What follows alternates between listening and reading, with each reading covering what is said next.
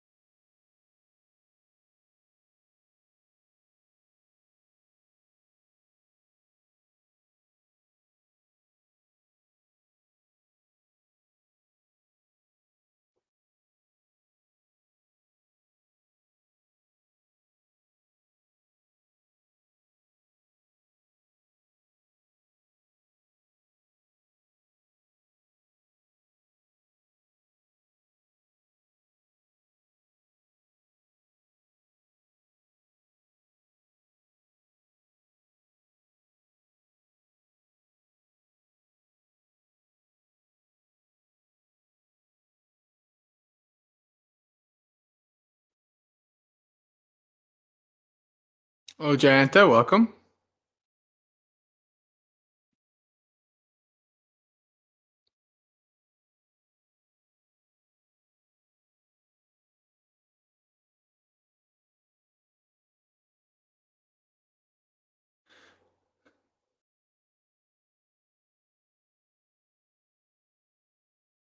Welcome, Gregory. Is this the last Dhammapalooza for a while? Most likely, yes.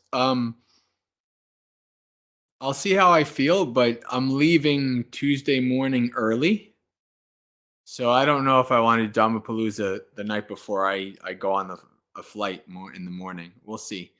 But most likely this will be the last one until May. Hello, Bella and Gautam. Welcome.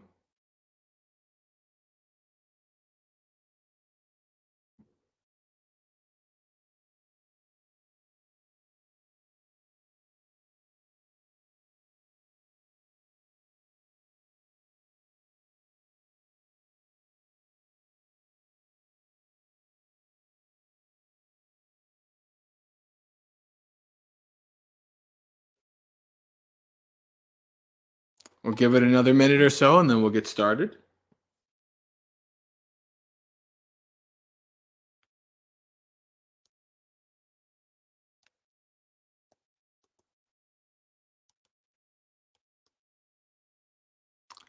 Welcome, Visaka.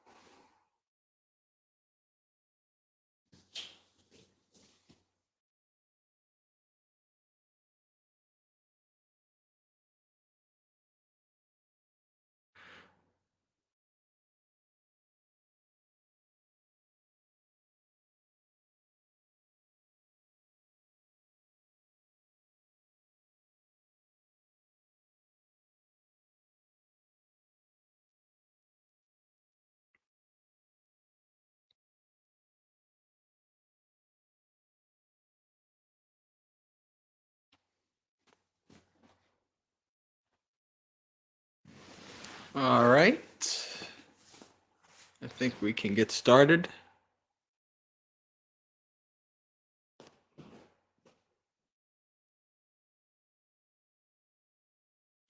Namo tassa bhagavato arahato samma sambuddhassa.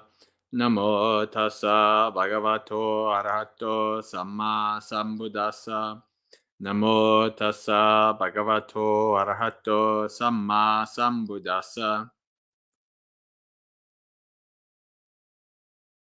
Passami loke sadane manuse laddana vittang nadadanti moha luddhadanang sanichayang koronti bhiyova kame abhipattayanti raja pasaya pataving vijitva sasagarantang mahing asavanto Orang samuddassa atittarupo parang samuddassa pipattayatta raja cha anye cha bahu manussa avitta tanha maranang upenti Unava hutvana jahanti deham kamehi lokam hi nahatti titi kandanti nang nyati pakarya kese ahovatano amarati chahu vatena nang parutang niharitva chittang samadaya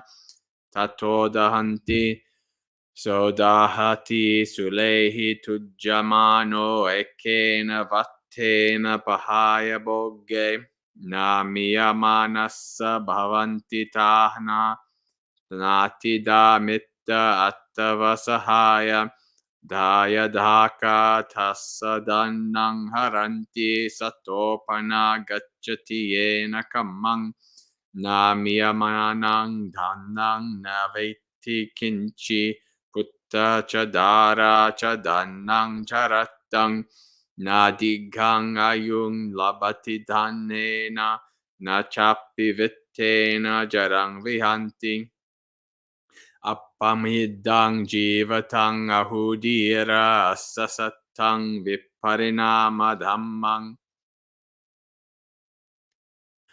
Adha dalidha cha pusanti passang balo cha diro cha tateva putto balo hi balya vadhito vaseti dhiro cha na vedati passa putto tasmahi panyava dhanena seyo yaya vosanang idha gacchati abhyositattahi bhava bhavesu Papani kammani karonti moha upeti gabbang cha parang cha lokang samsarang apajja parama paraya tasappapanyo abhisadadahanto upeti gabbang cha parang cha lokang choro yata sadhimukke gahito sakkamana hanyati papadhammo Evang pajapecha paramahi loke sakkamanna hanyati papadammo kama hischicha madura manorama virupa rupena mathenti chittang adhinavang kamma gunesu disva tasma ahang pabbajito mi raja Dhammapalani va patanti manava dahara cha vivuddha cha sarira veda etang pidisva pabbajito miraja appannakang sammanyang eva seyoti. All right, English. This is Ratapala verses. Ratapala is a very famous young monk in the suttas who became a monk under the Buddha at a pretty young age. So, I see men wealthy in the world, who yet from ignorance give not their gathered wealth. Greedily they hoard away their riches, longing still for further sensual pleasures. A king who has conquered the earth by force and rules over the land, the ocean bounds, is yet unsated with the sea's near shore, and hungers for its further shore as well. Most other people, too, not just the king, encounter death with craving unabated. With plans still incomplete, they leave the corpse. Desires remain unsated in the world. His relatives lament and rend their hair, crying, "Oh me, our love is dead." They bear away the body wrapped in shrouds to place it on a pyre and burn it there.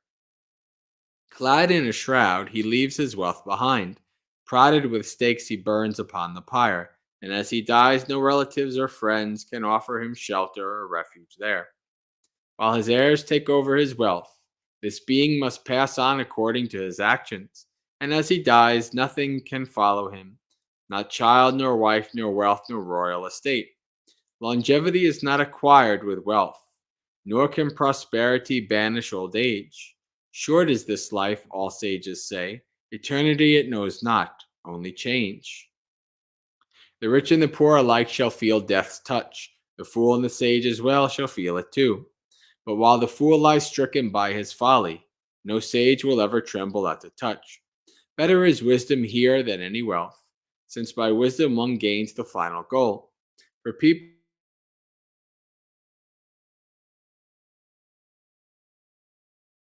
from life to life.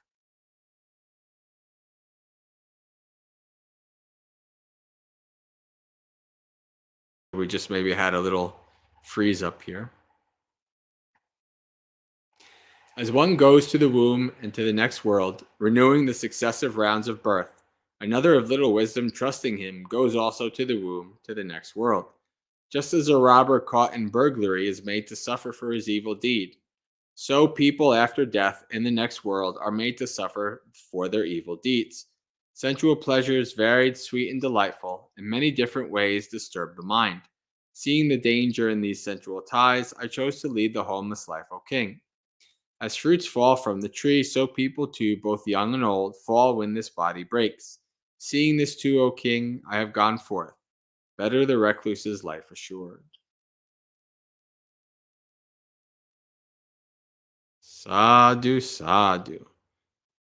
All right, friends.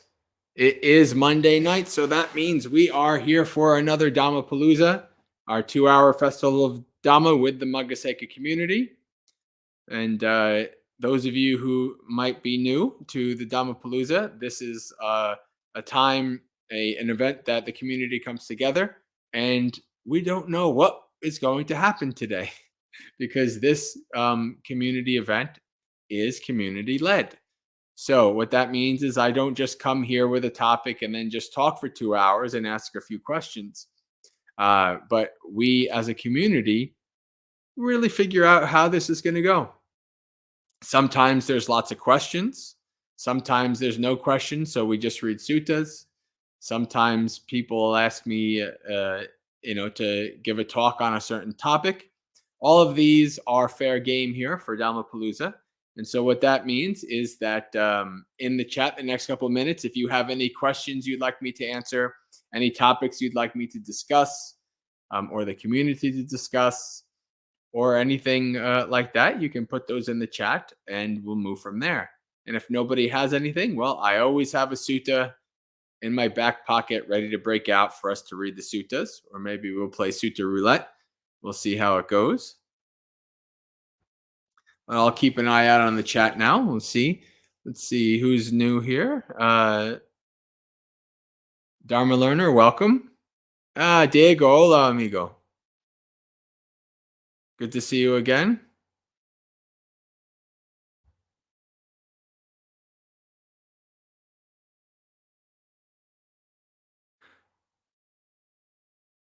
Elaine says, I look well tonight. How am I feeling? Tired. Fairly tired. I was exhausted after the activities yesterday, so I did get a pretty long night's sleep, but I'm still tired. Hello, Perennial Daydreams. Welcome.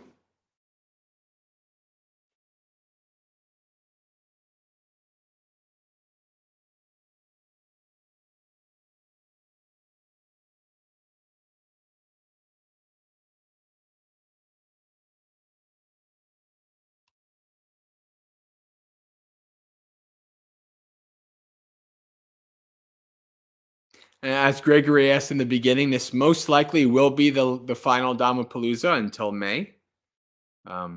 Those of you who don't know, I'm going to a week from tomorrow. I'll be flying out to California for the month, the rest of the month. I'll be spending some time at Abhayagiri, spending some time at Karuna Buddhist Vihara with Aya Chittananda and Aya Santusika, and then a week in Colorado, and then I'll be back here where I am right now at Empty Cloud, and I'll be here from beginning of May to middle of June. And so when I'm back here in May, then the Dhammapalooza will continue. And we'll see if Morning Monastery Experience continues as well. Maybe, maybe not.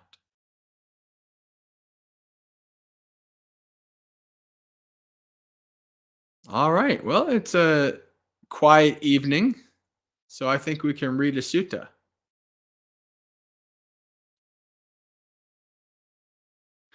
Why don't we read a very important sutta?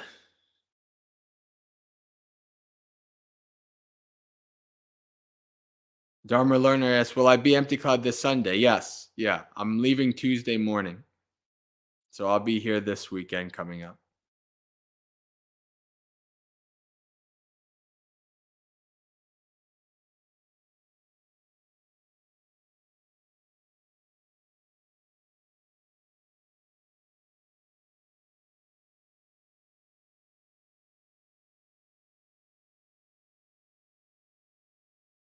Venner rendered you vulnerable to depression in what way? Is this depression that you have had in your life before you were into Buddhism?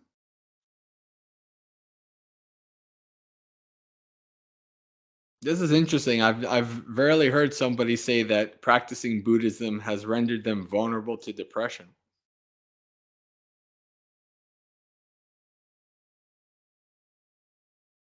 Our good friend and supporter Visaka has made this comment slash question.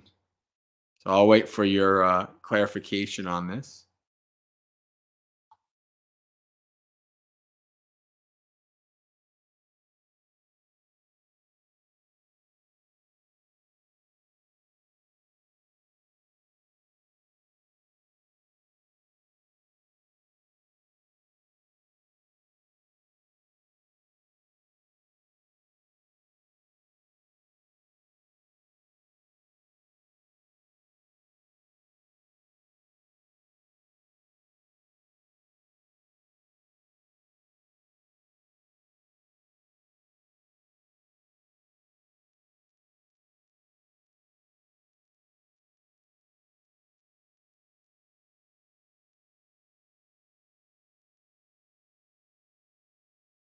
Oh, all right. Now all of a sudden we have this is how it always is, isn't it? As soon as I say we're going to read a sutta, all of a sudden everybody has questions, huh? Or maybe it's just it takes a while for the chat to catch up.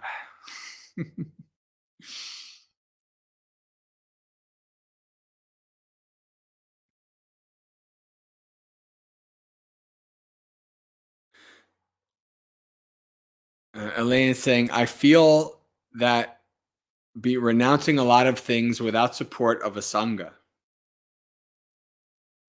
Well, yeah, well, this is one of those things in Buddhism, for lay people, renouncing is within the context of lay life, right? The Buddha says that lay people are endowed with the five um, chords of sensual pleasures, right? It's normal for lay people to kind of engage in various things and not let go of too much, right? This is so it's one of those things where you renouncing and letting go should not be something forced. It's something that occurs with wisdom as you practice. When you true renunciation, true letting go is something done naturally. If you are trying to force too many things and you're becoming, kind of depressed or sad about it, and you don't, like you said, there's no support of a sangha, other than online, um, then I can see how that could be. There's like a void, right? What's happening is that there's a void that's not being filled. You're taking away things, but you're not replacing them. Right? The Buddha talks about how a monastic replaces the joys of the sensual pleasures with the joys of the spiritual life, like jhana. Right? There is a replacement. So we should understand that we shouldn't try too hard, go beyond our wisdom, and live with a balance. It's okay.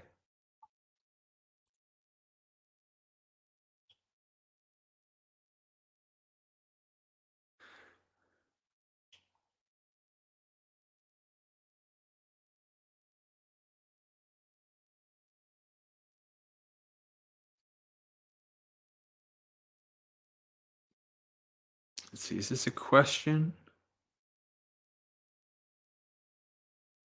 Ah, I have friends in Ukraine, and I find it hard to accept the Buddha meant for the first precept to apply to householders in all situations, even in self defense. How should we think about it? Killing is unskillful, always, in any situation. That's what the Buddha says in the suttas. Um, but I also always say that nobody gets out of this life clean. Life is messy. It's not dark karma or black karma or white karma. Always. Sometimes it's gray karma. So people find themselves in various situations, and they choose how to react to that, and they're owners of the karma. That's it's simple as that. Um, one might ask, well, is the karma of self-defense as bad as the karma of murder, of like intentionally killing without no, maybe not, but killing is always unskillful regardless of the situation. Intentional killing, I should say. So that's always an important thing to understand, right? You can try to do something in self-defense without the intention of killing.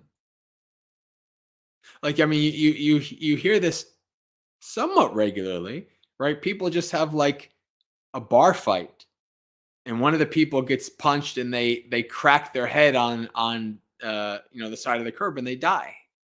Right. Well, the obvious, most likely the person who punched the person who died didn't intend to kill them, but that was the result of what happened. Right. So the person doesn't get the karma of killing, but it's probably best to not try to avoid being in that situation in the first place. Because even if maybe you technically didn't intend to kill them, that's not going to stop their relatives from coming after you, right? Or wanting you to be face some kind of justice.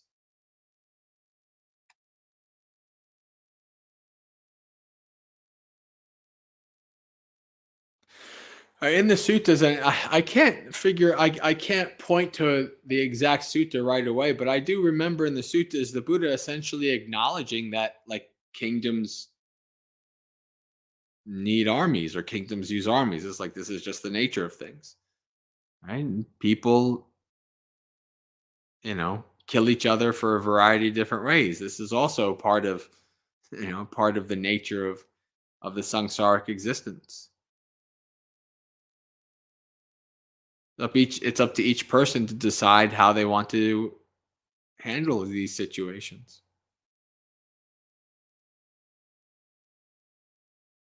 We have a young gentleman uh, on our Discord who is in Ukraine, and this was when everything started happening a year ago. This was a topic of discussion that we spoke about as a community.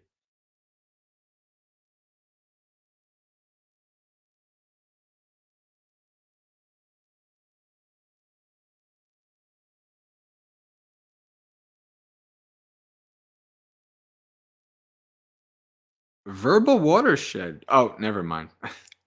This is a bot. I was going to say I've never heard this person before, and yet that's because they're not a real person. Probably they're a bot on Twitch.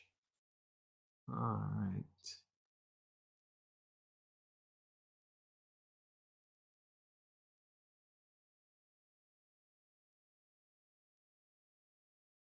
Gregor, if you have any more clarifications you'd like me to discuss regarding that, feel free to put it in the chat.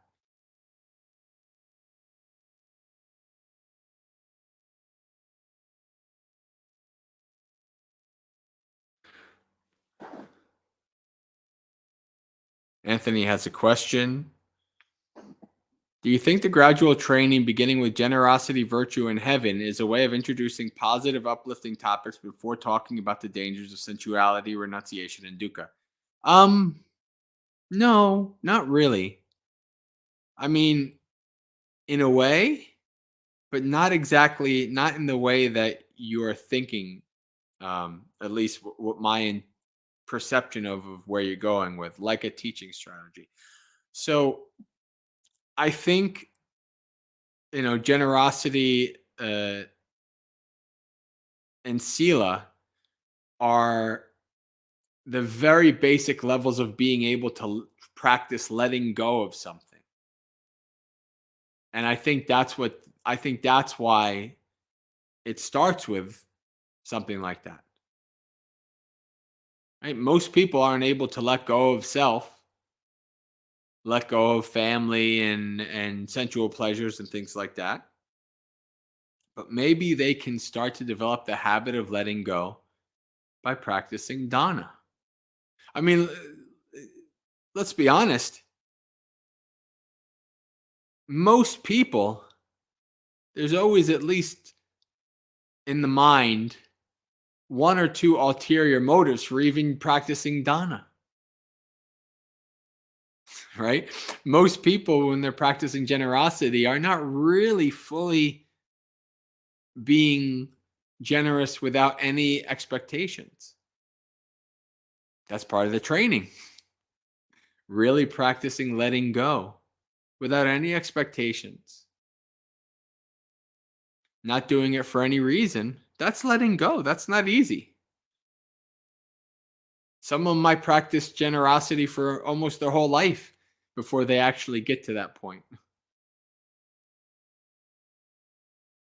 You have to see the benefits of it first. You say, oh, okay, well, if I let go without any expectations, without anything in return, whether that's, you know, getting, the person then gives you something later on, or you have a good rebirth or anything like that, then that's really another level of letting go. So I view it as kind of like ramping up the letting go. And so giving, it's like if you're trying to teach a kid math, you don't start like a 10-year-old kid out with trigonometry. You have to start out with basic math that's for their level. So this gradual training, um, and obviously everybody, it's not just you reach a certain level, you graduate and you're like, well, I don't have to practice dana anymore. No, even, you know, even an awakened being practices generosity by them, giving of their time to share and things like that. They've mastered dana and sila and bhavana.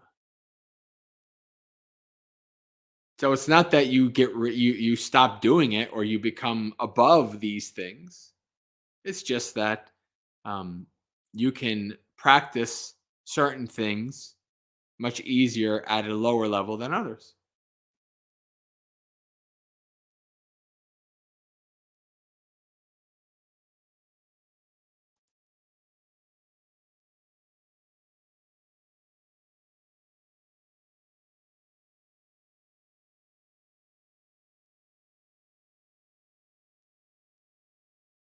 Elaine Visaka is continuing. I sometimes feel like the hardship of monastic life is outweighed by the support one gets from sangha.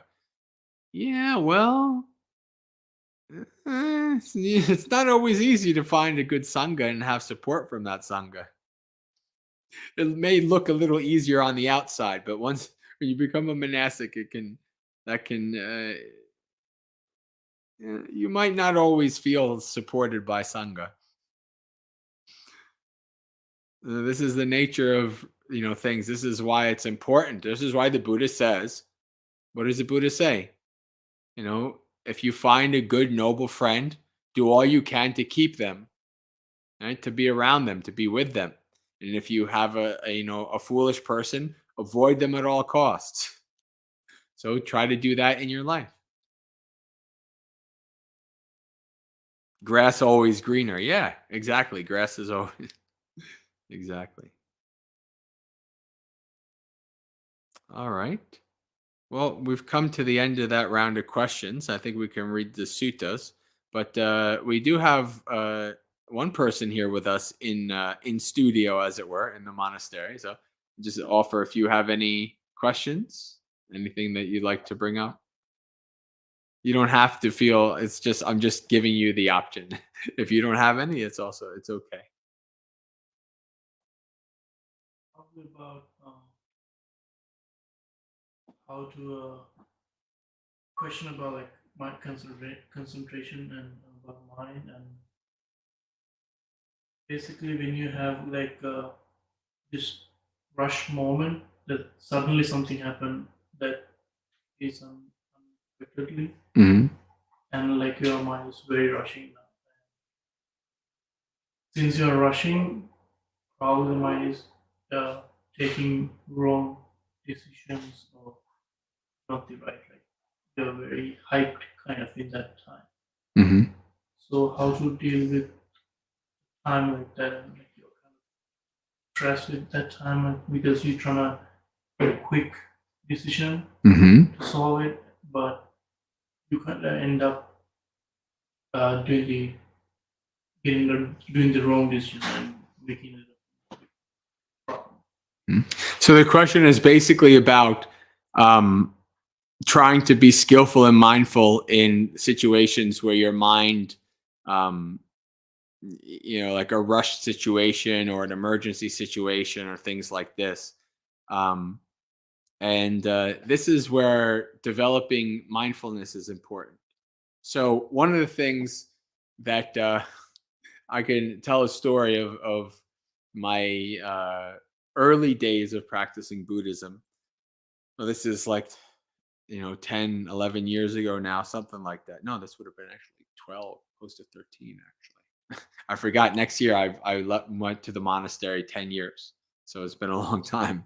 Time flies. But I can remember when I was practicing and just developing my mindfulness, and I was just in my office and I was just doing some paperwork.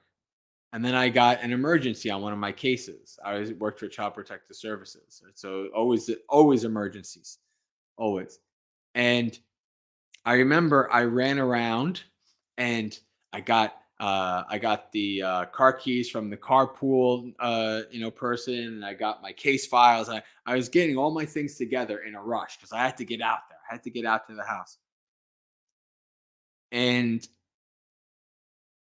I remember I had like my hands were full, and I got to the car and I went to get the key, but the key wasn't there. I left the key on my desk. And that was like a big duh moment because it was like I was rushing because I felt like I had to get to this place. I had to do this. I had to get there. And in not being mindful, I wasted more time. Right? So this is something that's very important to reflect on. Like if you're in a rush, if you feel that pressure to you have to rush, you have to do something, you reflect, if I'm mindful and I'm, clear minded, mindful, then I won't waste time. Right? There's a there's a in when people who shoot guns, there's a saying, and it goes like, um slow is smooth, smooth is fast. Right? And that's also mindfulness. So if you're rushing, if you're going fast, you actually end up being slower. But if you're slow, smooth, mindful, then you actually end up being faster, right? So this is a reflection to keep in mind. The other thing is really to start to develop a mindfulness practice. And so what I would suggest is to do a practice that I learned first from Bhavana Society, but many teachers teach this and they have different names for it. But and when I did it, there were no smartphones, so there's no alarms on my phone. But these days, it's a bit easier to be able to do this. Um, and the concept is that the last minute of every hour, whatever you're doing, as long as it's safe, like if you're driving or whatever, you maybe not able to do this. But the last minute of every hour, you stop, pause, Maybe follow your breath a little bit or practice satipatthana, just observe the body for that 1 minute. And then when that minute is over, you go back to whatever you're doing. Right? So what you're doing is you're training your mind to stop, training your mind to pause.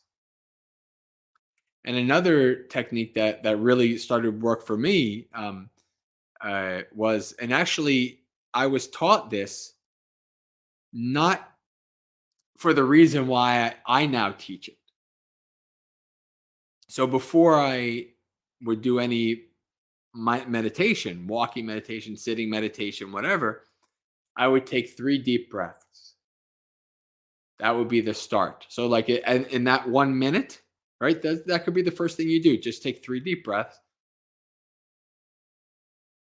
And then after some years, I recognized that every time I took the 3 deep breaths, my mind said, okay, it's time to be quiet now. My mind just went quiet.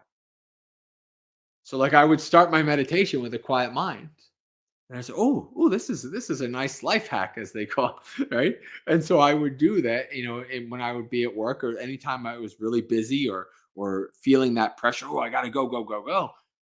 Stop, take 3 deep breaths, calm mind, and then you can do what you need to do in such a way that is going to be more efficient, right? Less wasting of time, of energy, of effort.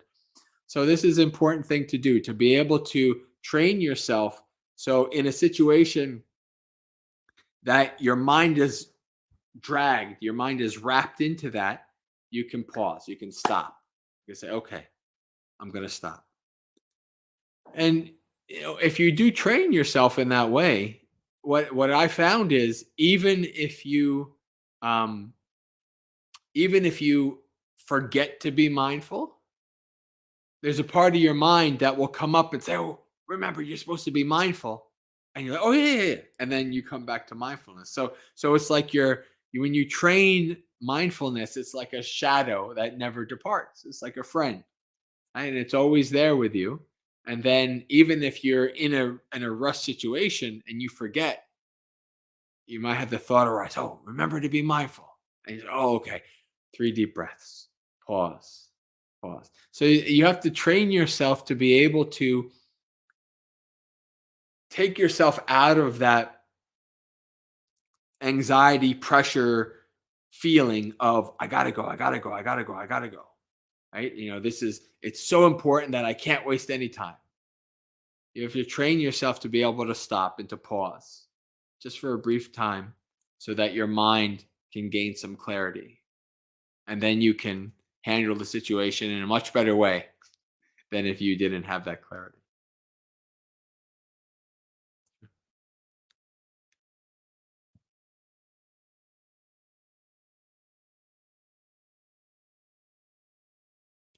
Uh,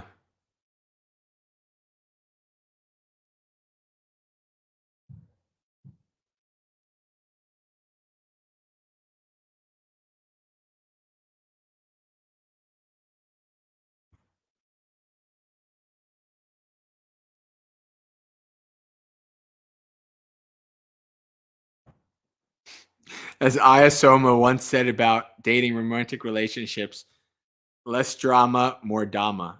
Yeah. Um, but again, for lay people, if relationships are fine, it's about skillfully being in a relationship more than, living the brahmacharya lifestyle.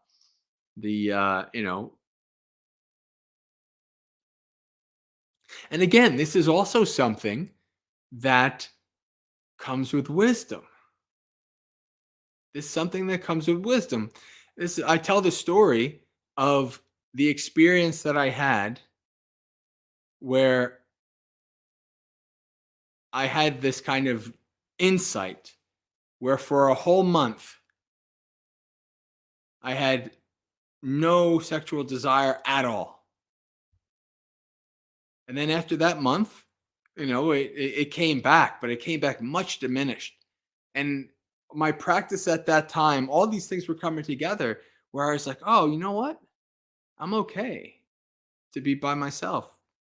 I don't need to try to find a relationship anymore. I'm cool. I'm cool. Like if it came to me, I was like, okay, I'm not gonna push it away because I'm not a monk. But I don't need to go out on that chase anymore, that search.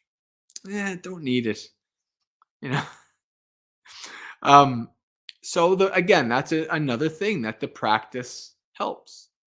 The practice, you get to that point where it's like, yeah, I don't need this.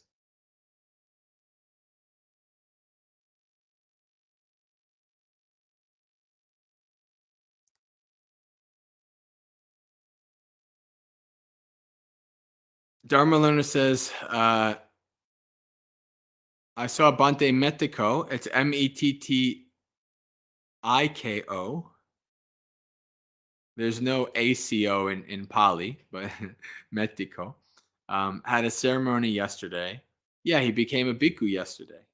Could you explain the summary of what occurred and how it is different than the ceremony for the newly ordained Bante in the photos?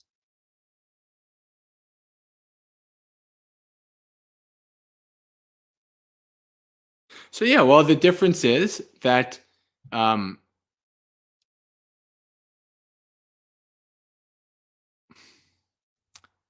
Vado, Samanera Vado, I think who we used to call Kala, who used to be on the discords and the streams and things like that, um, became a Samanera, a novice monk. This is not a fully ordained monastic. And then now Bante Metiko was a Samanera for a little bit less than a year, maybe 8 months, somewhere's around there, 9 months, maybe about 7 or 8. And he then became a bhikkhu. And so it's very, very, a Samanera is not really a full monastic. They wear robes like a full monastic, but they only have the 10 precepts. And so that it's a huge difference. Looks wise, if you look, they got a shaved head and they got a robe. They look like a monk, but they're not. They're not a full. They're a monastic, but they're a novice monk or a novice. And so there's a big difference. Now Bante Metiko has become a full bhikkhu. He had his upasampada, higher ordination, and yesterday Samanera Vado had his pabbaja, going forth. So we shaved his head and put robes on him, and Bante ordained him as a novice monastic.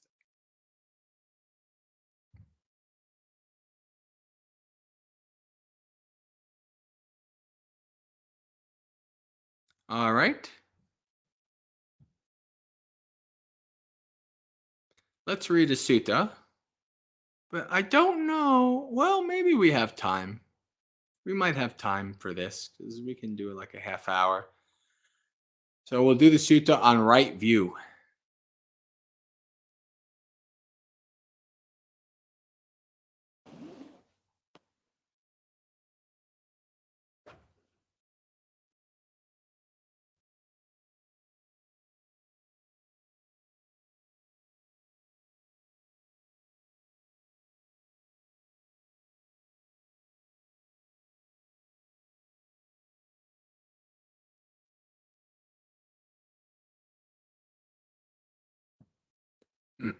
So I have heard.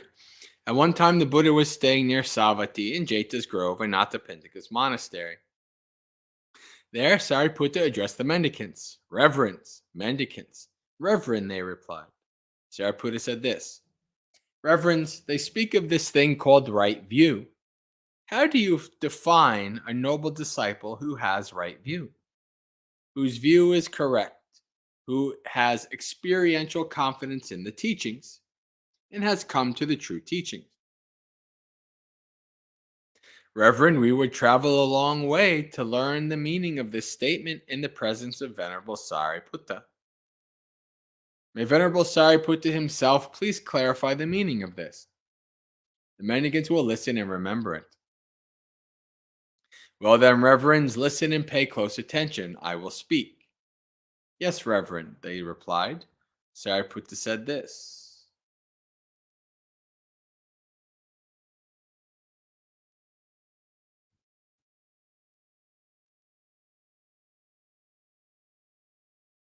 A noble disciple understands the unskillful and its root, and the skillful and its root. When they've done this, they're defined as a noble disciple who has right view, whose right view is correct, who has experiential confidence in the teaching, and has come to the true teaching. But what is the unskillful and what is its root? And what is the skillful and what is its root? Killing living creatures, stealing and sexual misconduct, speech that's false, divisive, harsh, and nonsensical, and covetousness, ill will, and wrong view. This is called unskillful. So we see here breaking of the precepts, wrong speech, and wrong intention or wrong thought. And what is the root of the unskillful? Well, this makes perfect sense. What are the three unwholesome roots? Right? The three unskillful roots: greed, hatred, and delusion. This is called the root of the unskillful. Right? The Pali there, akusala mulang, akusala mula. This is what the greed, hatred, and delusion are called. And what is skillful? Avoid killing living creatures, stealing, and sexual misconduct. Avoid speech that's false, divisive, harsh, and nonsensical. Contentment, goodwill, and right view. This is called skillful. And what is the root of the skillful? Contentment. Bhante Sujato with his love. So this is the opposite of greed, hatred, and delusion. So it's greed, hatred, and delusion is loba, dosa, moha. And so we have alobo, adoso, and amoho, right? So instead of greed, contentment. Instead of ill will, goodwill. Instead of delusion, understanding. This is called the root of the skillful. A noble disciple understands in this way the unskillful and its root. The skillful and its root. They've completely given up the underlying tendency to greed, got rid of the underlying tendency to repulsion, and eradicated the underlying tendency to the view and conceit. I am. They've given up ignorance and given rise to knowledge, and make an end of suffering in this very life. When they've done this, they're defined as a noble disciple who has right view, whose view is correct, who has experiential confidence in the teaching and has come to the true teaching. Saying, "Good sir," those mendicants approved and agreed with what Sariputta had said. Then they asked another question. "But Reverend, might there be another way to describe a noble disciple who has right view, whose view is correct, who has experiential confidence in the teaching, and has come to the true teaching?" So this sutta, like mostly what you will see in the suttas, is what is right view? Full understanding of the Four Noble Truths. But this is one of the few places in the suttas where you have a real, or maybe you've seen the paragraph of, there is there is a next life. There is mother and father. Right? There is spontaneously reborn beings. That paragraph of what is right view. Right? That is mostly commonly what you hear. This is one of the few places in the suttas where you have a big expansion. Right? So this is, when it comes to the topic of right view, this sutta is definitely probably the top sutta for learning about right view.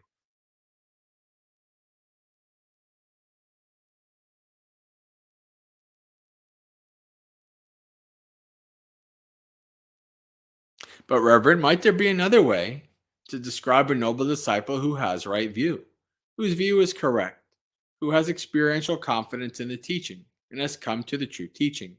There might reverence. A noble disciple understands fuel, fuel, its origin, its cessation, and the practice that leads to its cessation. You've probably heard me talk about fuel, right? Feeding and starving. This is how the Buddha talks about these things. So, when the noble disciple understands fuel, this is not gas for your car. This is how you how you fuel, how you feed unskillful actions. That's what this is about, right? How we fuel these things, how we feed them, give them energy, how that arises, how it ceases, and the practice that leads to its cessation. And again, this is within the framework of the Four Noble Truth framework, right? Understanding the issue, its origin, its cessation, and the way leading to its cessation. So ahara here, right? This ahara is fuel or nourishment. Let me see. Yeah, taking food, nourishment, sustenance. So this is a very important word in terms of being able to understand what you're dealing with and how you cause your own suffering and how you can starve out and not give that, not give those actions, unskillful actions, any more fuel. When they've done this, they're defined as a noble disciple who has right view, whose view is correct, who has experiential confidence in the teaching, and has come to the true teaching. But what is fuel? What is its origin? Its cessation and the practice that leads to its cessation. There are these four fuels that maintain sentient beings that have been born and help those that are about to be born. What for? Solid food. Obviously, bodies need food to survive. Whether coarse or fine, contact is the second, mental intention is the third, and consciousness is the fourth. Fuel originates from craving. Fuel ceases when craving ceases. The practice that leads to the cessation of fuel is simply this Noble Eightfold Path. That is, right view, right thought, right speech, right action, right livelihood, right effort, right mindfulness, and right immersion. Or right concentration, as many have probably heard it translated. All right, let me just check the chat here to see. All right, nothing in the chat, so continue on. A noble disciple understands in this way fuel, its origin, its cessation, and the practice that leads to its cessation. They've completely given up the underlying tendency to greed. This is a very important Pali word to understand here. Anusaya, underlying habitual tendency. Right? We have an underlying tendency toward when we have a pleasant experience to grasp onto that experience, to give it fuel. We have an underlying tendency when we have an unpleasant experience to push away, to revolt from that, to try to be averse to that experience, and to engage in pleasant experience. That's our underlying tendency. Buddha explains this in the simile of the arrow that I talk about fairly often. Right? They've completely given up the underlying tendency to greed, the underlying tendency to repulsion, right? As I explained, grasping what we like, pushing away what we don't like, and eradicating the underlying tendency to the view and conceit, I am. They've given up ignorance and given rise to knowledge and make an end to suffering in this very life. When they've done this, they're defined as a noble disciple who has right view, whose view is correct, who has experiential confidence in the teaching, and has come to the true teaching. Saying, good sirs, those mendicants asked another question, but Reverend, might there be another way? To describe noble disciple who has come. So now they're going to start ellipsing, right? Another way to explain right view. There might, a noble disciple understands suffering, its origin, its cessation, and the practice that leads to its cessation. So the Four Noble Truths. When they've done this, they're defined as a noble disciple, etc., who has come to the true teaching. But what is suffering? Its origin and cessation. And so most of you probably know, I don't know, see what I can ellipse and what I can't. We know dukkha, right?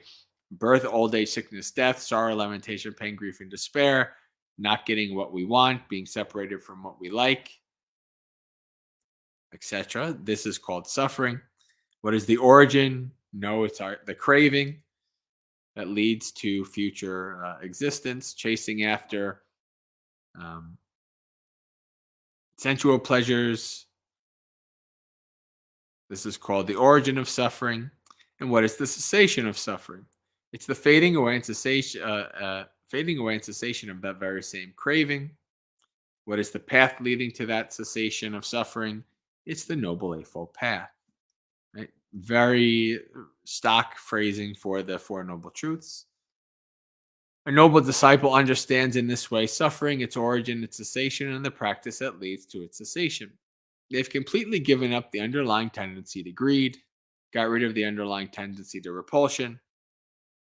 So another way you could say this to attachment and aversion. And eradicated the underlying tendency to the view and conceit I am. They've given up ignorance and give rise to knowledge, and make an end to suffering in this very life. When they've done this, they're defined as a noble disciple who has right view. And then they asked another, might there be another way? There might be, reverence. A noble disciple understands old age and death, their origin, their cessation, and the practice that leads to their cessation. And what are old age and death? Old age, decrepitude, broken teeth, gray hair, wrinkly skin, diminished vitality, and failing faculties of the various sentient beings. This is called old age. What is death? The passing away, perishing, disintegration, demise, mortality, death, decease, breaking up of the aggregates, laying to rest the corpse, and cutting off of the life faculty of the various sentient beings, in the orders of sentient beings. This is called death, such as old age and death. This is called old age and death. Old age and death originate from rebirth. Some of you might know my favorite Buddhist joke ever, which is the best Buddhist joke ever. Most Buddhist jokes aren't actually Buddhist jokes. Like make me one with everything. The Dalai Lama says that's not a Buddhist joke because Buddha never said that we're one with everything. My favorite Buddhist joke is about the Buddhist coroner. Buddhist coroner is a doctor who performs autopsies to determine cause of death. So the joke goes, well, why was the Buddhist coroner fired? The punchline is because he kept listing cause of death as birth. This is a very Buddhist joke, right? Right here. What is the cause of death? Birth. So that's the joke. So imagine your loved one dies and you're waiting to find out how they die. And you get the autopsy report and it says cause of death, birth. But this is 100% accurate. This Buddhist person knows his suttas. He knows his Dhamma. All right.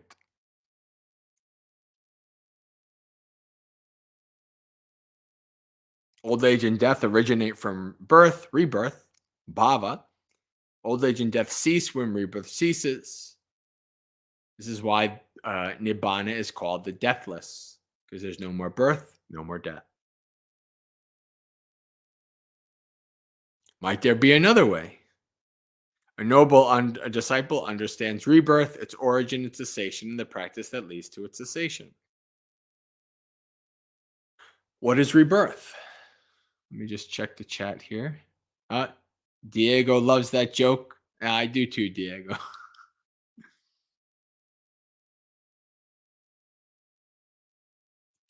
We have some questions lined up. Let me see if I can. I definitely misjudged this. I knew the sutta was a long sutta, but I thought maybe we might be able to get through it. I think I chose poorly. Not the sutta, because it's a wonderful sutta, but it's a long one. What is rebirth? Its origin. Rebirth, inception, conception, reincarnation, manifestation of the aggregates, and acquisition of the sense fields of the various sentient beings in the various order of sentient beings. This is called rebirth. Rebirth originates from continued existence. Rebirth ceases when continued existence ceases. Might there be another way? A noble disciple understands continued existence, bhava, its origin, its cessation, and the practice leading to its cessation. What is continued existence? Its origin, cessation, and practice. There are these. So the practice leading to the cessation is always the Noble Eightfold Path. That never changes. So if I don't say it, that's because it's always the Noble Eightfold Path. We already know. We've gone through it. There are these three states of continued existence. Existence in the sensual realms, existence in luminous form, like the Deva realm, Brahma realm, and the formless realm. Continued existence originates from grasping. It ceases when grasping ceases, and the practice is the Noble Eightfold Path. Might there be another way? A noble disciple understands grasping, upadana, clinging, grasping, fuel, its origin, its cessation, and the practice leading to its cessation. But what is grasping and its origin, etc.? There are four kinds of grasping. Grasping at sensual pleasures, views, precepts, and observances, sila, and theories of self. Grasping originates from craving. Grasping ceases when craving ceases. Might there be another way? A noble disciple understands tanha, craving or thirst, its origin, cessation, and the practice leading to the cessation. What is craving? What is origin, etc.? There are 6 classes of craving. Craving for sight, sound, smells, taste, touches, and thoughts. Craving originates from feeling. Right? This is dependent origination here.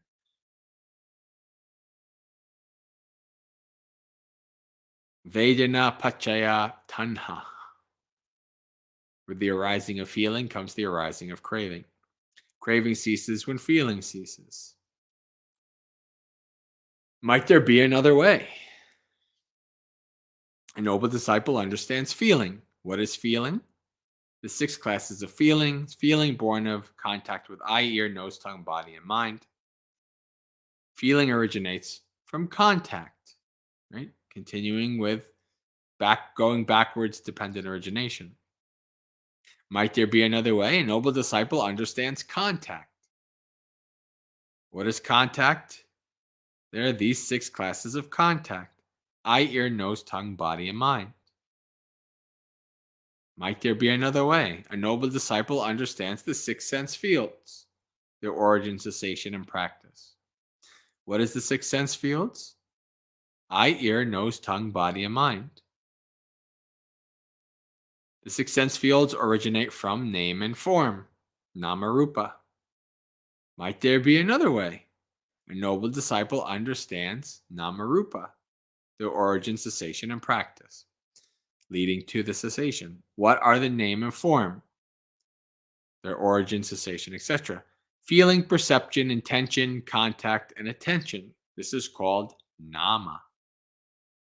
The 4 primary elements and form derived from the 4 primary elements. This is called form. Such as name and form. This is called name and form.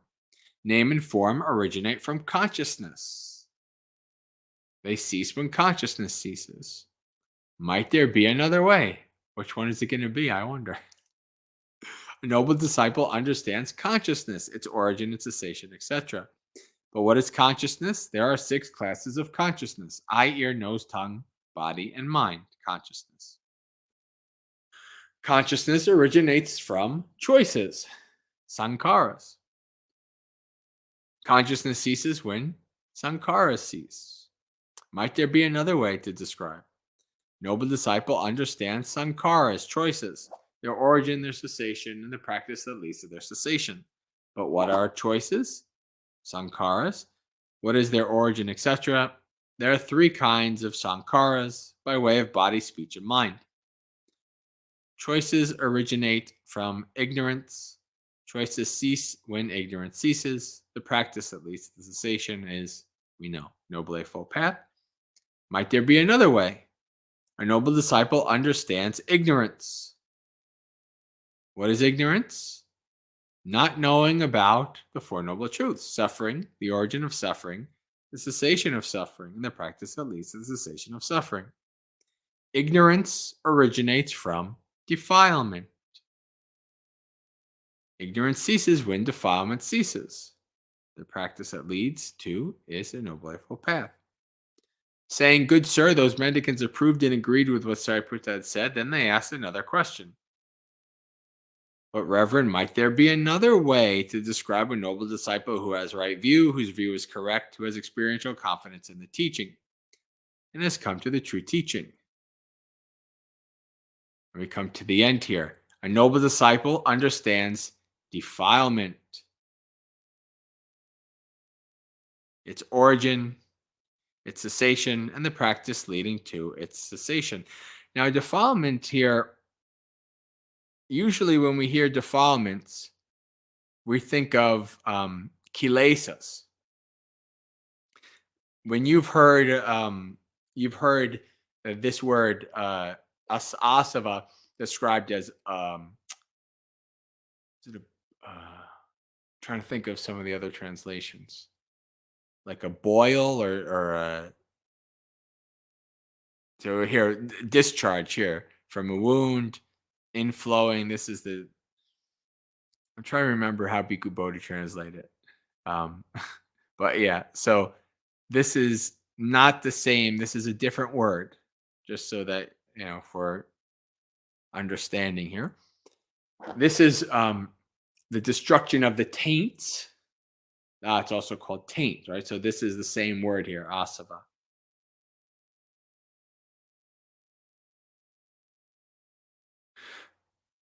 When they've done this, they've defined as a noble disciple who has right view, etc. What is defilement? Its origin, cessation, etc. There's three kinds of defilements: of sensuality, desire to be reborn, and ignorance. Defilement originates from ignorance. Defilement ceases when ignorance ceases. Did you see that there? Going back. Ignorance originates from defilement. Ignorance ceases when defilement ceases. So these are together like this. They cease together.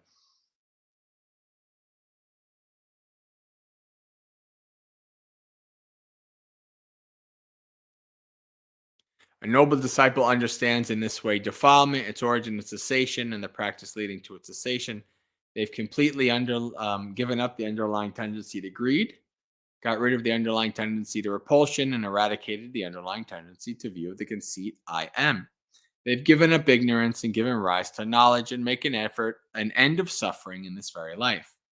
When they've done this, they're defined as a noble disciple who has right view, whose view is correct, who has experiential confidence in the teaching, and has come to the true teaching.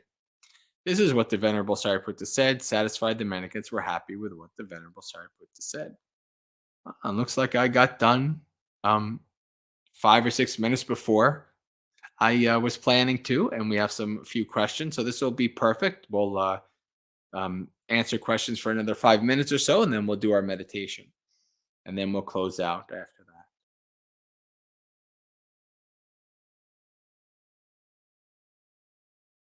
that. Dharma learner, Gregory asks, how should samaneries? So samaneri is bhikkhuni, samanera is bhikkhu. Well, actually, no, they're not. So samaneri is female, samanera is male.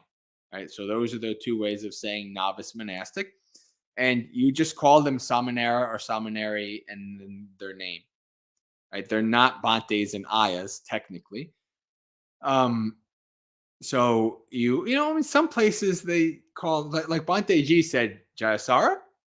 I wasn't Jayasara, I was Jayanta then still. It says Jayanta, Samaneras are not Bhantes, so don't have people call you Bhante. And people kept calling me Bhante anyway. And I got tired of trying to tell everybody and their mother that I'm not Bhante yet. So I just gave up. But some people will call Samaneras and Samaneras Bhantes. It's okay. It's not the end of the world. Um, or you can, a lot of the Western monastic cycle circles these days, they just like using venerable for everybody and their mother. So you could always say venerable as well. Um, so that works. I'm not a huge fan of that. If I have, I get to the point where I have monastics under me, nobody's going to be venerable because that's too generic. It's too kind of boring and too impersonal. I don't know. That's my feeling about it. But venerable, you can say if you say venerable, that covers everybody. Um, or just say Samanera and then their name.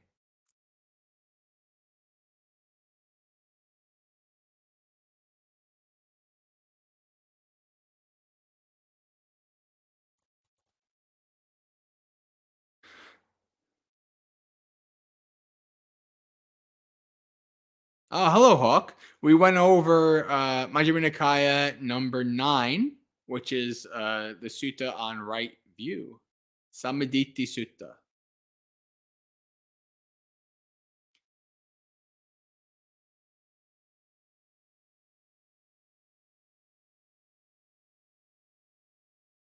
Dharma learners is a question about bowing in monastics.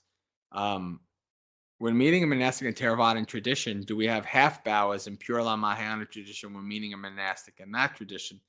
I don't know what that is like. There's really no half bow. Like, most Buddhist people and most Buddhist monks are not going to, if you're a Westerner and you don't bow, it's not going to be the end of the world. It's not, that's just people bow as they wish to bow. Um, some people, if they can't go down fully and bow, then, if they have medical issues or whatever, they can stand and they'll just bow like that. Um, in the Sri Lankan tradition, when it's kind of inopportune or there's too many monks to do like the full bowing, they'll kind of squat down. They'll do like, mostly like their legs will go like almost into like a squat and they'll go like this, like to like even like chest level of the monastic, pretty somewhat deep. Um, I use that a lot. I really like that because I like to bow to all like lots and lots of monks. I like to bow to senior monks, and sometimes there's just too many, so you just do a quick go down like that. Um, so I think that covers that question.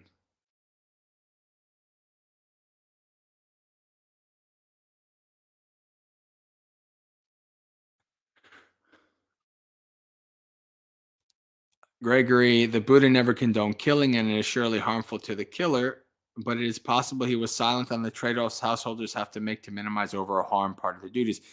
No, I don't think he was silent per se. The idea is that you're in samsara. You were born again. If you have the karma that you have children, well, then you're going to have to be put, but like, do I not kill the bed bugs or do I protect the health of my children? Right? Like that's samsara. That's not like I'm gonna make a better choice. That's like, well, I have a bad choice and a worse choice. Right? That's samsara. It's a double-edged sword. Nobody gets out of it clean. That's why you want to get out of samsara. Nobody gets out of this life clean. If you get out of samsara fully, then you're clean. But this is why Buddha doesn't approve of even a little bit of samsara. Right? Because you will continuously, due to being in born in in the world, due to your past karma, due to a variety of reasons, you will continuously have to be put in these kind of situations. Right? When you become a monastic, then you don't have to worry about like you don't have family, so then you don't have to worry about, do I protect my child or and kill a bunch of bed bugs, or do I you don't have to worry about a lot of these kind of things. But even still, you still do have certain situations like that where it's a bad choice or a worse choice. This is the nature of samsara. So you want to get the heck out of it as soon as possible.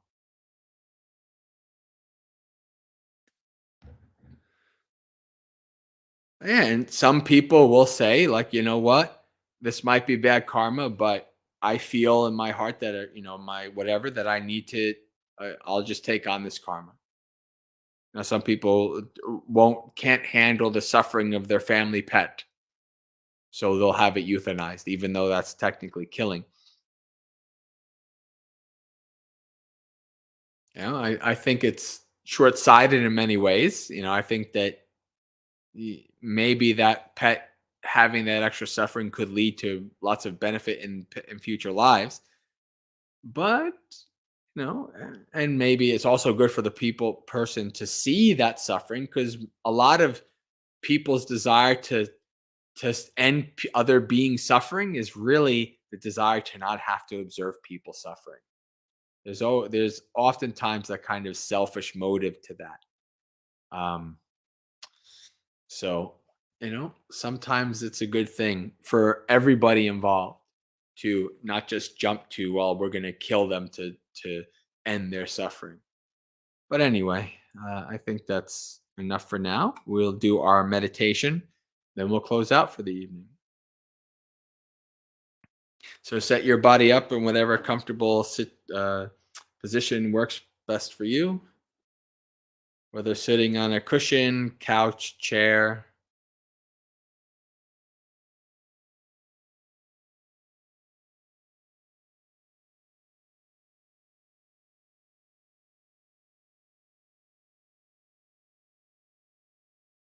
We'll start by scanning through the body,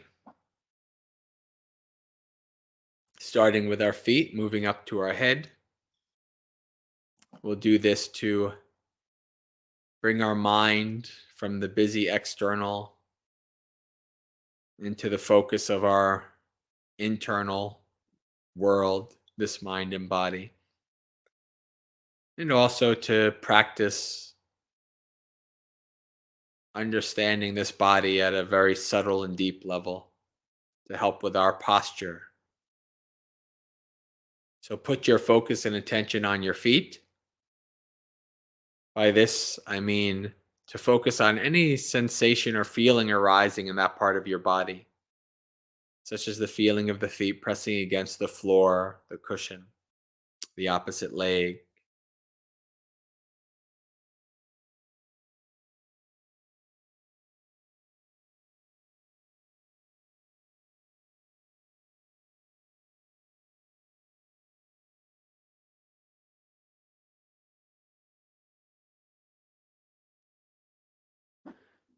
Moving up through the ankles into the calves.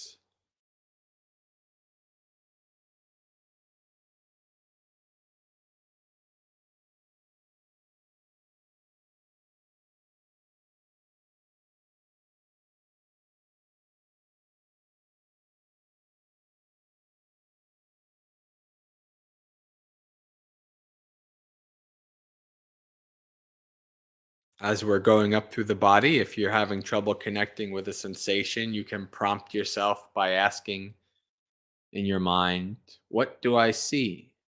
What do I feel? And oftentimes your mind will then point towards a sensation in your awareness. You can focus on that.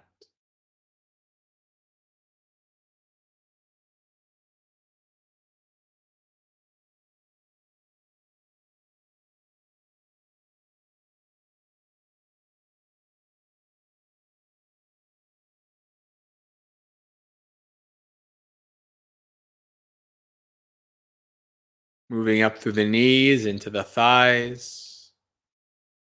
Was the feeling of the thighs pressing against the chair, the couch, the cushion?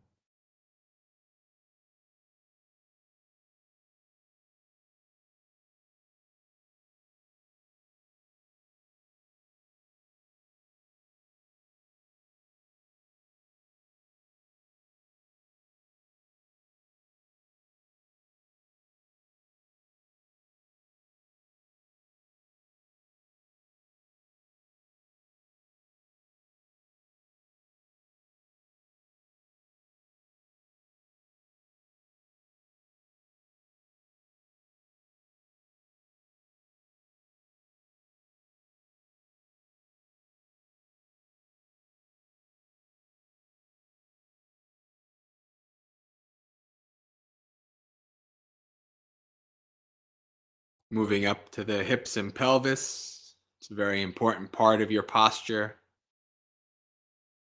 Focusing on the position of the pelvis, which impacts both your legs and your spine.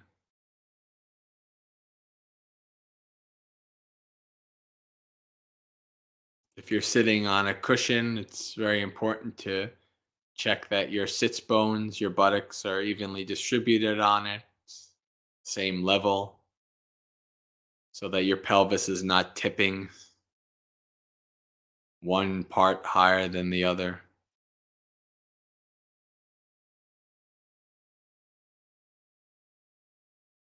All of these little imbalances, little feelings of pain and discomfort now turn into larger ones later.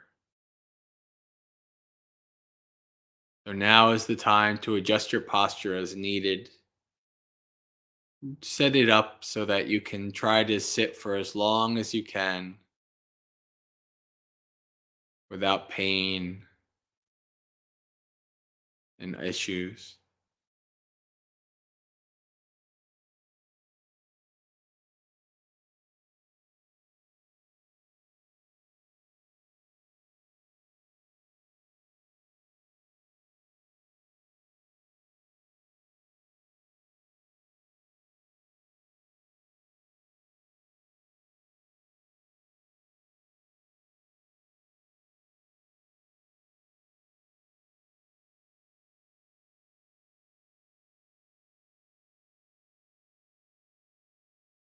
Move up the spine through the abdomen and the chest,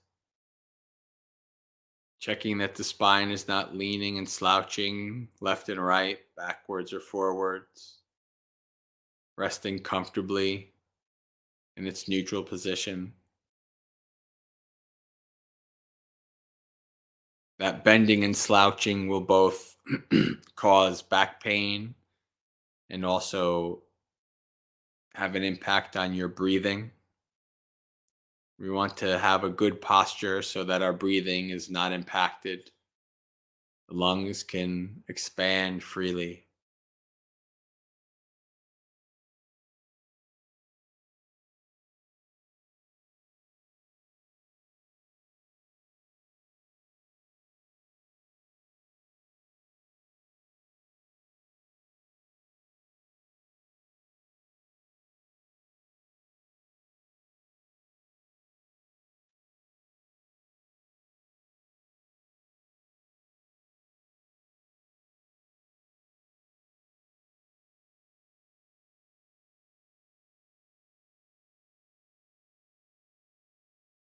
Move up to the shoulders, checking that they're hanging loosely, not scrunched up and tight. Then down through to the elbows and hands, observing how their position also impacts your spine, your posture.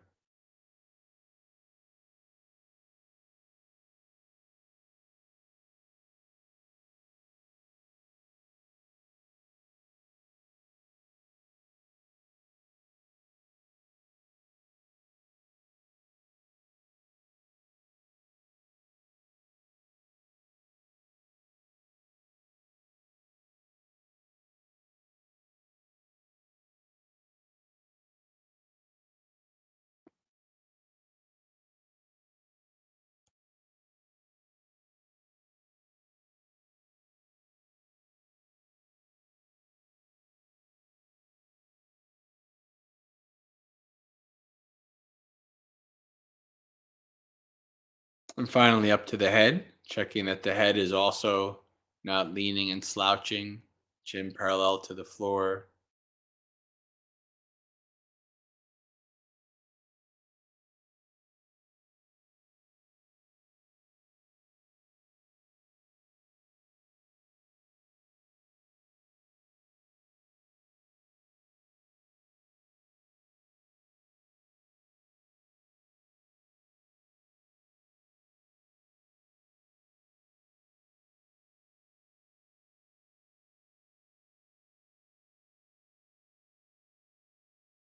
When you're done setting up your body in a comfortable and stable position, Let the body go and take 3 deep breaths.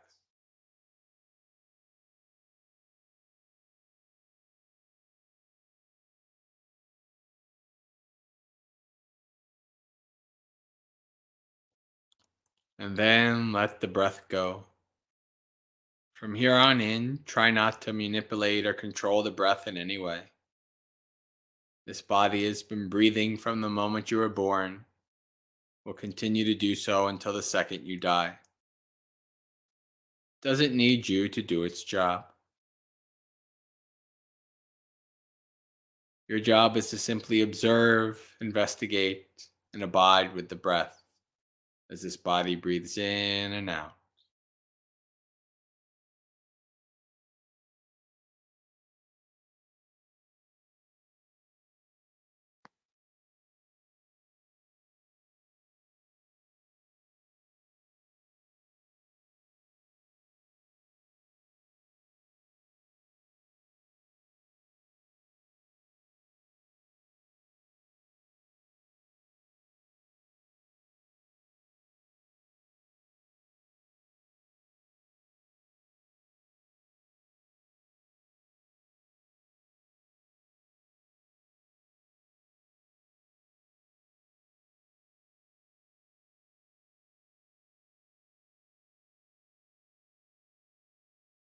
Friends, we come to this meditation with many responsibilities, worries, and burdens. Many things that will seek to come to our mind as we follow the breath. Work and school, family, friends, concerns about the society. At the time of this meditation, practice laying down your burdens, letting go, and following the breath.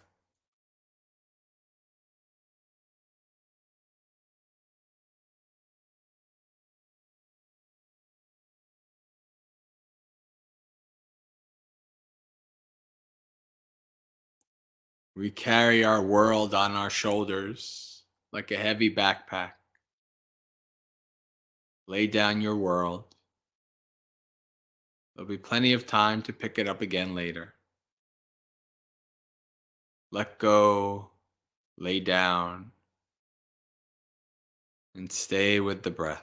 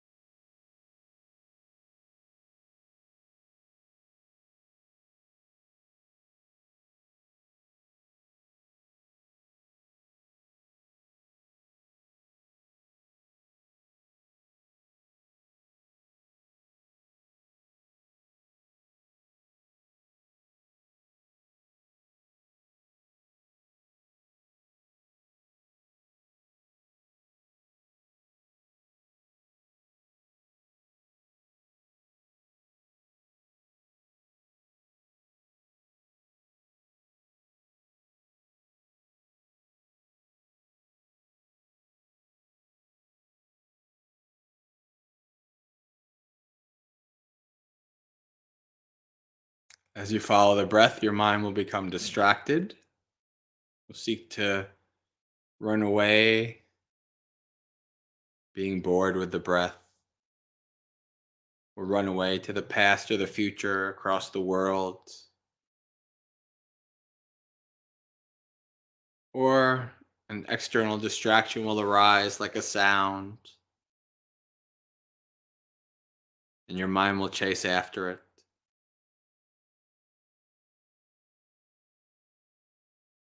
When this happens, you'll be taken away from the breath. You'll lose your mindfulness. And after a while, it will slowly start to dawn on you that you've been taken away. At that point, fully acknowledge that you've been taken away from the breath and try to come back to full focus and mindfulness. Then practice letting go of the distraction by neither giving it uh, any energy, any attention, trying not to get agitated and push it away, or excited and keep holding on to it and thinking about it more. Try to let it go, let it be, give it no energy, attention, let it go on its way, and then return to the breath. Whenever you're distracted away, acknowledge, let go, and return over and over.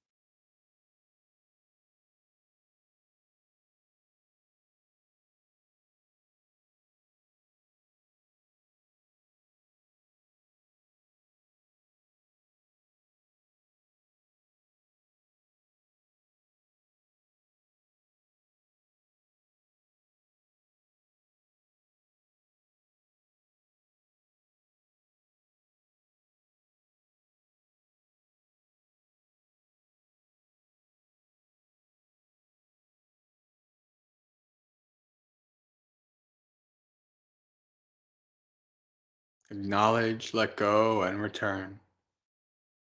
Always come back to the breath. Breath is home. Always there doing its job, ready for you to come and follow it towards a more calm and tranquil mind.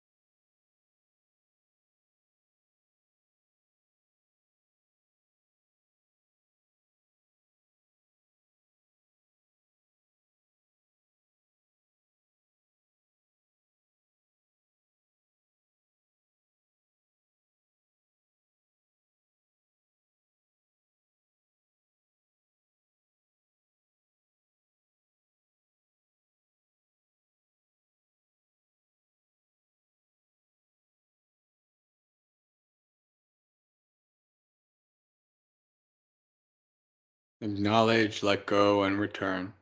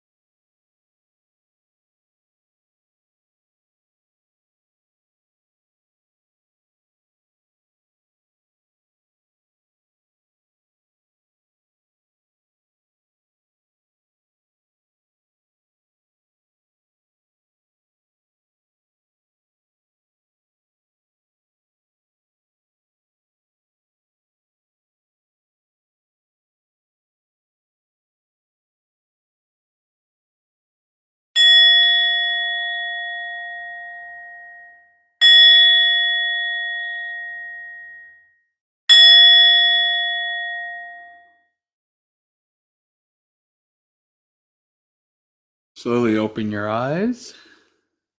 Become aware of the room around you, moving from the internal to the external. Reflect on how your mind state has changed from before the meditation to after, and contemplating any experiences you might have had.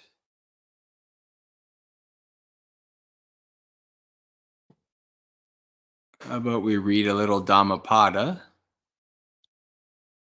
and close out? Although Philip does have a little bit of a comment or question, I'll address that before we close out.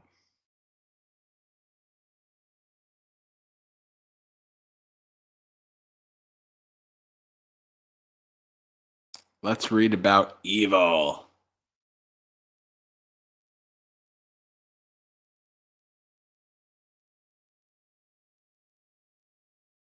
Hasten to do good. Restrain your mind from evil. He who is slow in doing good, his mind delights in evil. Should a person commit evil, let him not do it again and again. Let him not find pleasure therein, for painful is the accumulation of evil. Should a person do good, let him do it again and again. Let him find pleasure therein, for blissful is the accumulation of good. It may be well with the evildoer as long as the evil ripens not. But when it does ripen, then the evildoer sees the painful results of his evil deeds. It may be ill with the doer of good as long as the good ripens not. But when it does ripen, the doer of good sees the pleasant results of his good deeds. Think not lightly of evil, saying, "It will not come to me." Drop by drop is a water pot filled. Likewise, the fool, gathering it little by little, fills himself with evil. Think not lightly of good, saying, "It will not come to me." Drop by drop is the water pot filled. Likewise, a wise man, gathering it little by little, fills himself with good. Just as a trader with a small escort and great wealth would avoid a perilous route, or just as one desiring to live avoids poison, even so one should shun evil. If on the hand there is no wound, one may carry even poison in it. Poison does not affect one who is free from wounds. For him who does no evil, there is no ill. Like fine dust thrown against the wind, evil falls back upon that fool who offends an inoffensive, pure, and guiltless man. Some are born in the womb. The wicked are born in hell. The devout go to heaven. The stainless pass to Nibbana. Neither in the sky nor in the mid-ocean or by entering into mountain clefts. Nowhere in the world is there a place where one may escape from the results of evil deeds. Neither in the sky nor in the mid-ocean nor by entering into mountain clefts. Nowhere in the world is there a place where one might not be overcome by death. All right.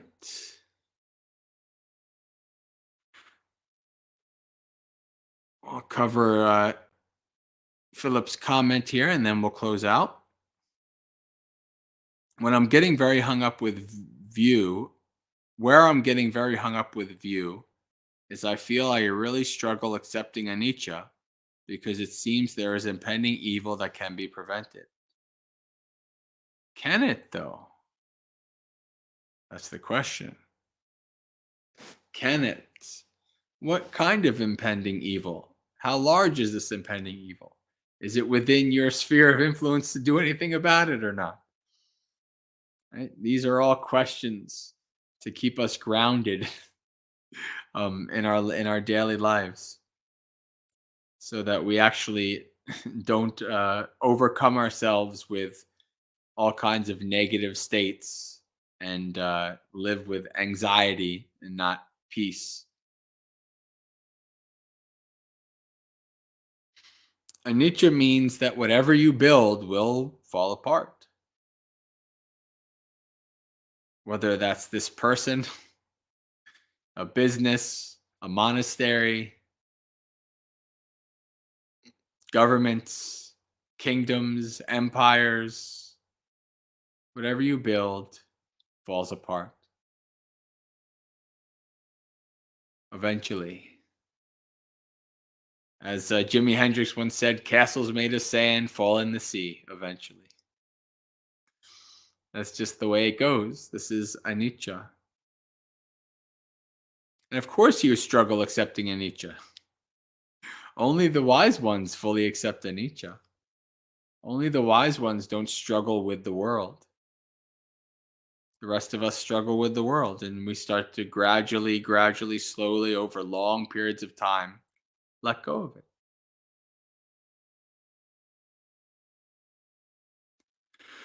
All right, let's bring up our business before we do our sharing of merits and close out.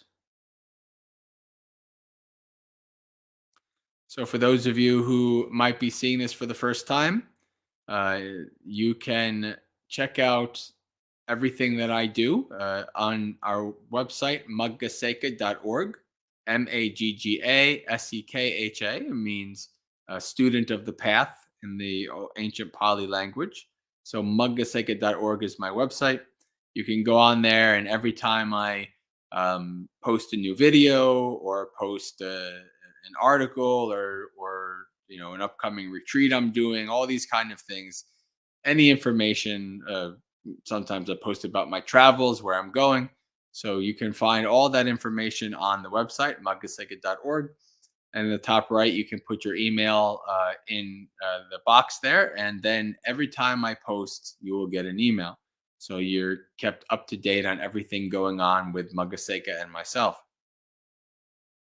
We also have an online community and the Discord program. This is a community that is focused both in study and practice in the early Buddhist texts, the suttas. So if this is something that is interesting to you, you can send an email to the email on screen, maggaseka@gmail.com, and you can ask for an invite, and we'll send you an invite, and then you can check out the community. So in terms of activities, we're coming into a period of time where I'm not going to be doing anything. Next Saturday, I'll be doing in my Insight Timer session as normal at 3 p.m. to 4:30. However, after that, nothing, because I'll be next Tuesday. So a week from tomorrow night, I don't know if I'll be doing Dhammapalooza again tomorrow, next Monday, because I'm taking a flight early the next morning. So I might just hold off and and have a nice quiet night. But we'll see how I feel. I don't know. But then because I'll be away, I won't be around. I'll be in California, spending time at monasteries, secluded, with no internets or very limited internet, no streaming, none of that. So I'll have a nice month away from activities, and then we'll start again in May when I get back. All right, let's do our sharing of merits. Let me pop that up on the screen.